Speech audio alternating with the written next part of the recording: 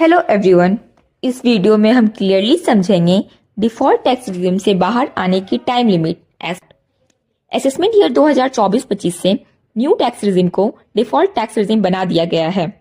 इसका मतलब ये है कि अगर टैक्स पेयर कोई ऑप्शन एक्सरसाइज नहीं करता तो automatically new tax regime apply हो जाती है।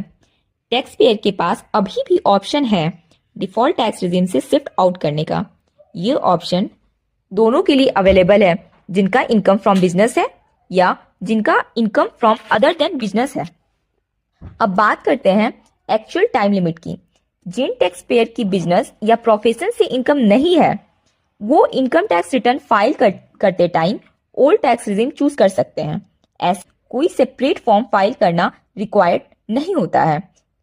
जिनके इनकम फ्रॉम बिजनेस या प्रोफेशन से आती है उनके पास भी ऑप्शन होता है shift out of default tax regime करने का ऑन और before the due date of furnishing return of income, but इस exercise it would apply to subsequent year, यानी वही ऑप्शन आपका सब्सिक्वेंट ईयर में भी अप्लाई करना होता है, except in one case in which you get only one chance to withdraw from option. यानी आप अगर ओल्ड टैक्स रिजिम सेलेक्ट कर लिए हैं तो आपके पास एक बार चांस है उससे विड्रॉ करने का और new tax means default tax regime के अंडर पे करने का। उसके बाद आप कभी भी एलिजिबल नहीं होंगे फिर से वो ऑप्शन अप्लाई करने के लिए, except in case person ceases to have business income.